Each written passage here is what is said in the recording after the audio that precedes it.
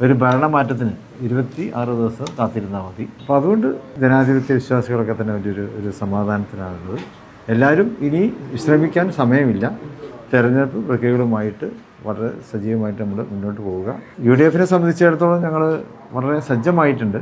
ഇപ്പോൾ ലോക്സഭാ തെരഞ്ഞെടുപ്പിൻ്റെ അന്ന് തൊട്ട് തന്നെ തുടങ്ങി.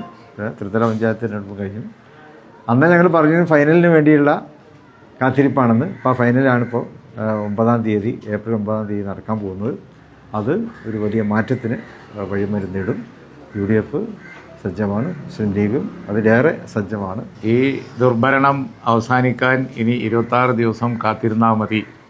അതാണ് ജനങ്ങളുടെ ഒരു സമാധാനം എന്ന് തങ്ങൾ പറയുകയുണ്ടായി. അതുകൊണ്ട് അത് ഷോർട്ടായത് എപ്പോഴും നല്ലതാണല്ലോ. ഒരു ഭരണമാറ്റത്തിന് 26 ദിവസം കാത്തിരുന്നാൽ മതി. റിസൾട്ട് അറിയാൻ ഒരു മാസം കാത്തിരുന്നാലും വിധി നിർണ്ണയിക്കാൻ ഈ ദിവസമേ വേണ്ടതുള്ളൂ. അപ്പോൾ UDF സജ്ജമാണ്. നടന്ന ചർച്ച ഇന്ന് ഉച്ചക്കല്ലേ ഇപ്പോൾ ചർച്ച അവസാനിച്ചു. ഇപ്പോൾ വന്നേ ഉള്ളൂ. ഞങ്ങൾ അത് തങ്ങൾക്ക് റിപ്പോർട്ട് ചെയ്ത് ഞങ്ങളൊന്ന് വിലയിരുത്തി കൃത്യമായിട്ട് നാളെ പറയാം. നാളെ ഞങ്ങളൊരു കൂടിയാലോചന ഒന്നുകൂടി നടത്തുന്നുണ്ട്. പാർട്ടി തലത്തിൽ കൂടിയാലോചന നാളെ ഒന്നുകൂടി നടത്തും. അതിനുശേഷം വൈകാതെ തന്നെ പ്രഖ്യാപനം ഉണ്ടാവും. ഓരോ മുഹൂർത്തങ്ങൾക്കും അതിൻ്റെതായ സന്തോഷങ്ങളുണ്ട്. അതിൽ ചിലത് ഒരിക്കലും മറക്കാൻ പറ്റാത്തതും. Azad gold and diamonds, Thazhepalam, Tirur.